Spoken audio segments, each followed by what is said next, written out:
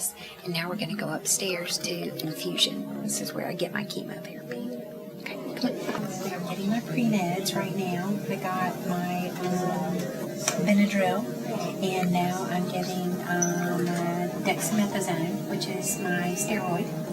And then I'll get 2 more pre-meds, and then we'll start my chemotherapy. I do have one here. Keeps my head warm because I'm...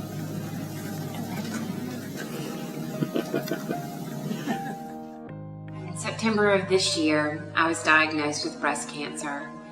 After my gynecologist found a questionable lump, and after I had mammograms and biopsies, it was confirmed that yes, I did have breast cancer.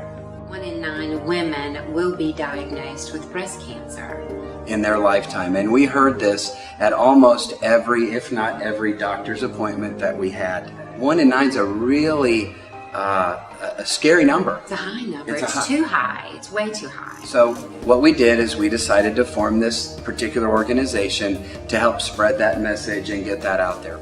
I think that I speak for Dr. Amos and myself when I say that we want every person to get the same care. And the only way to do that is to break down all those barriers that we talked about, the money, the food, the groceries, the transportation, the medication co-payments. Break those down so that every single person gets the same care. I have one patient right now who has almost no one in the world. She has one person with a car and requires me to get gas cards before she will bring her. I have to promise them that I have a gas card waiting. And I don't always have a gas card.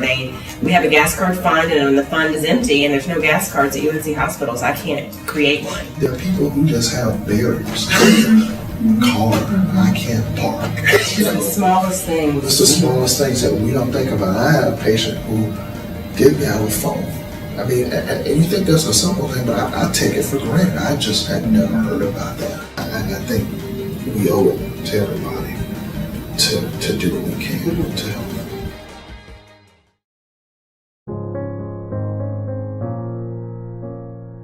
And so 1 in 9 was born as a breast cancer awareness organization, urging women to talk to their 9 about breast cancer, because that one could be the one woman they loved most in the world. As Stephanie navigated through her own treatment, she was introduced to a world where breast cancer patients weren't always wrapped in the love of family and friends. A world where patients didn't have cars or telephones or anyone waiting to hear how their chemotherapy had gone that day. In March 2011, 1 in 9 started doing something about that by financially assisting its very first patient at UNC hospitals.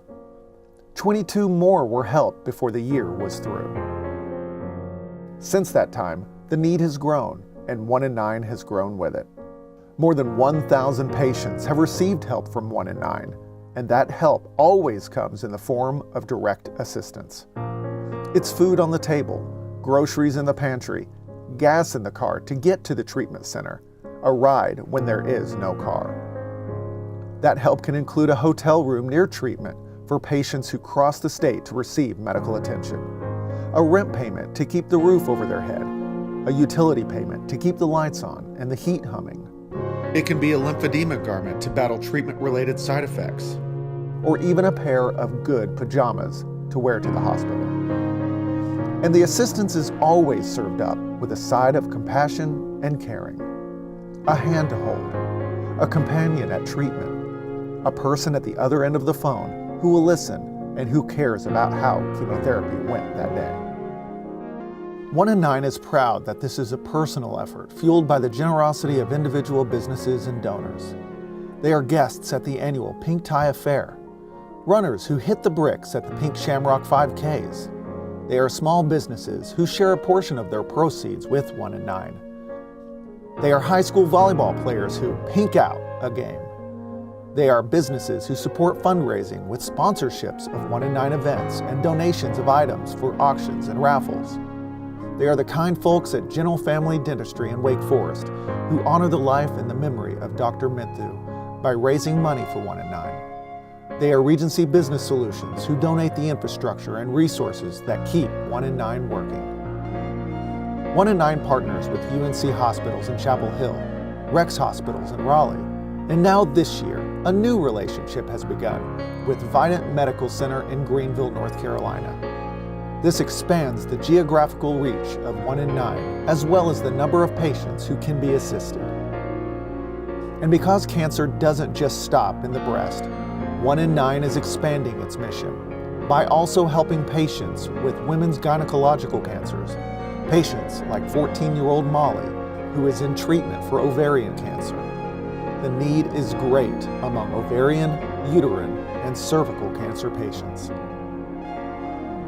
1 in 9 began with one cancer diagnosis and the desire to help one other patient, and has grown into so much more. That is why 1 in 9 is becoming one of us. And one of us will be there to continue the mission that no woman should discontinue or delay life-saving treatment because of financial crisis. Because that one could be the one you love most in the world.